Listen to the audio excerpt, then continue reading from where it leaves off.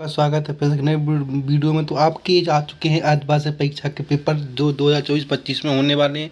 तो ये जो पेपर आपका है हिंदी का पेपर है, और जो ये क्लास आपकी यहाँ पर मिलने वाली 9th क्लास का पेपर है हिंदी का, जो आपके आज से सेम टू सेम यही पेपर आने वाला है। तो इस वीडियो को आपको लास्ट तक देखना। चैनल पर आप पहली बार चैनल को लाइक करें, सब्सक्राइब करें, वीडियो को ज़्यादा से ज़्यादा शेयर करें।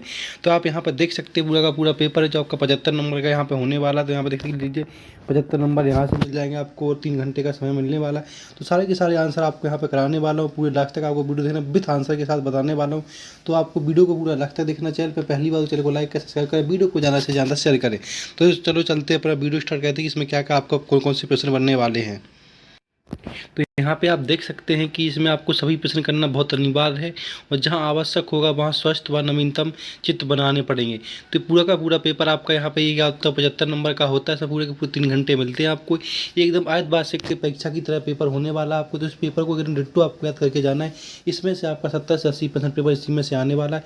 तो इसको पूरा का पूरा आपको वीडियो लास्ट तक देखना है। ये आपका आज वार्षिक परीक्षा के लिए है, तो इसको आप यहाँ पर देख सकते हैं।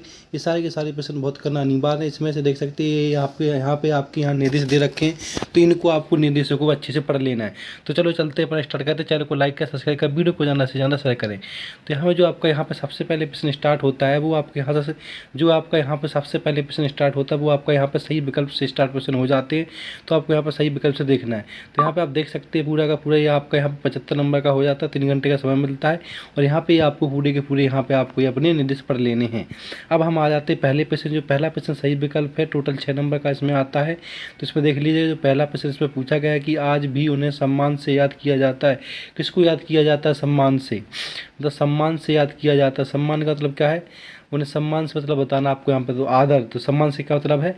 आदर। तो यहाँ पे क्या आ जाएगा आपका आंसर? आदर आ जाएगा। किससे? आदर। तो ये आपको यहाँ पे आदर पे टिक कर देना, ठीक है।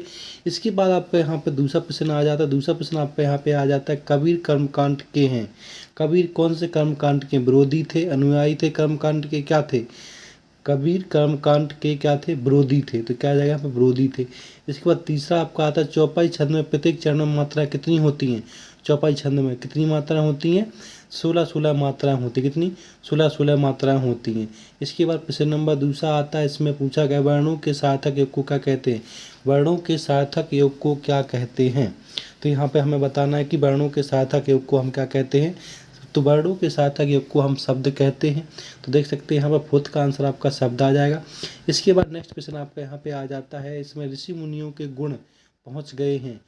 ऋषि मुनियों के गुण कहाँ पहुँच गए हैं?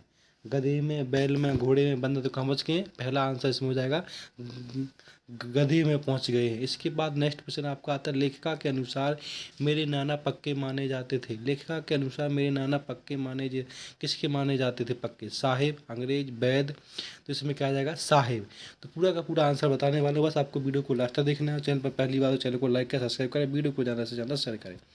अब इसके बाद हम आ जाते हैं नीचे वाले प्रश्न पे। तो ये आपके यहाँ पर सही विकल्प पूरे 6 नंबर के करा दिए गए हैं। तो इनको आपको अच्छे से डिट्टो से इन्हीं को याद कर लेना। इन्हीं में से आपके पेपर में आने वाला है। अब जो आपका यहाँ पर सेकंड प्रश्न स्टार्ट होता है। सेकंड प्रश्न आपका होता है रिक्त स्थान भरने होते हैं, जो यहाँ पर टोटल 7 नंबर के आपके होते हैं। तो पूरे के पूरे रिक्त स्थान आपको भरने हैं। इसमें पहला प्रश्न है छत चढ़ने के लिए चाहिए, क्या चाहिए छत चढ़ने के लिए?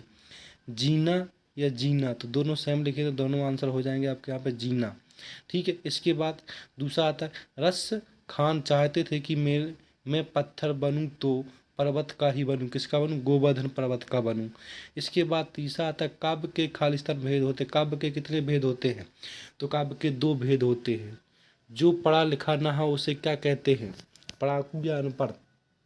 अनपढ़ कहते हैं जो पढ़ा लिखा ना हो। क्या कहते हैं उसको? अनपढ़ कहते हैं। इसके फिफ्थ आ जाता है लेखक के अनुसार टोपी खालिस्तान का प्रतीक है। लेखक के अनुसार टोपी खालिस्तान किसका प्रतीक है? सम्मानीय व्यक्ति का। किसका है? सम्मानीय व्यक्ति का प्रतीक है। इसके बाद नेक्स्ट आ जाता है 6 वाला, जो अधिक बोलता हो उसे क्या कहते हैं? जो अधिक बोलता हो, बड़बोला या वाचाल? तो इसमें आ जाएगा वाचाल।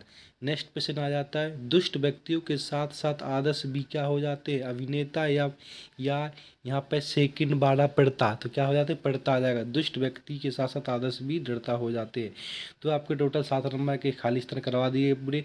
इनको आपको अच्छे से स्क्रीनशॉट ले लेना और आपको इन्हीं को अच्छे से याद कर लेना। एकदम डिट्टो के डिट्टो करा दिए सारे के सारे प्रश्न, ये बहुत इंपॉर्टेंट। इसके बाद आ जाते हैं नेक्स्ट वाले प्रश्न नंबर तीसरा, जिसमें सही जोड़ी बनाकर लिखिए। क्या?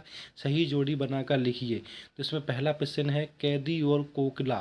कैदी और कोकिला कहाँ जाएगी? यमक। नहीं नहीं, कैदी और कोकिला आपकी माखनलाल चतुर्वेदी की है। इसके बाद पीपर पात पारिस पंडोला किसकी है? ये आपकी यहाँ पे लगा देनी है।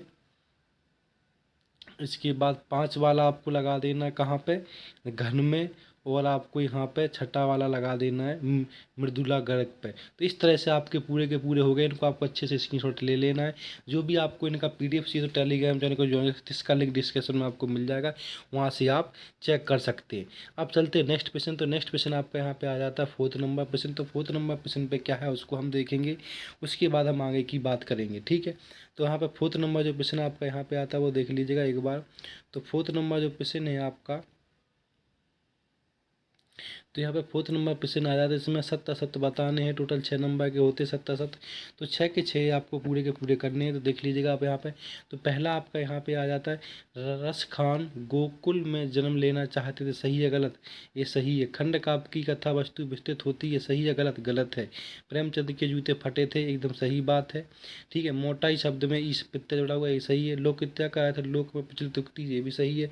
नानी के मन में स्वयं की आज़ादी के प्रति जुनून था, ये भी सही है। तो इसमें एक गलत है, बाकी सारे के सारे सही है। तो देख सकते हैं आप यहाँ पे, ये आपके यहाँ पर सत्य असत्य हो गए हैं। इसके बाद प्रश्न नंबर 5 पे चलते हैं। इसमें पूछा गया एक वाक्य में उत्तर लिखिए। क्या? एक वाक्य में उत्तर लिखना है इसमें। तो पहला आपका यहाँ पे आ जाता है कैदियों के हाथों में क्या होता है?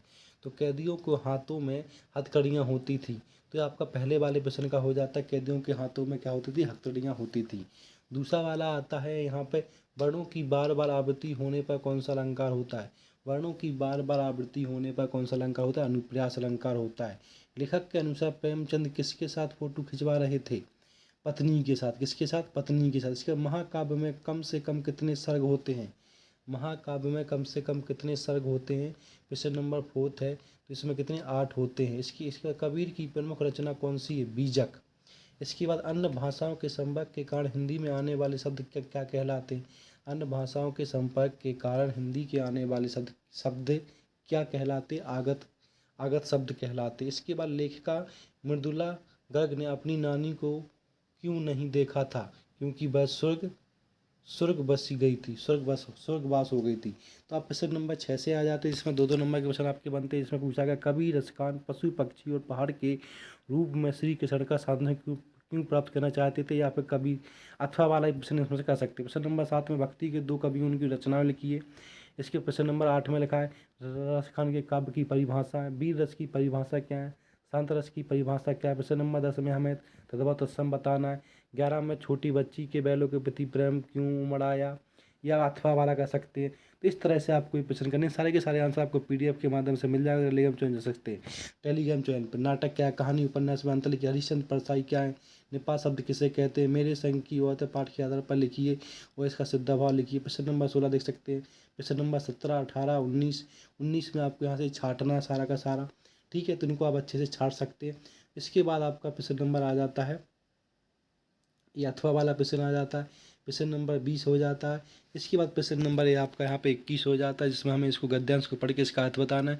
प्रश्न नंबर 22 में हमें एक प्रार्थना पत्र लिखना है और प्रश्न नंबर 23 में हमें अपना निबंध लिखना है। इस तरह से आपका पेपर पूरा समाप्त हो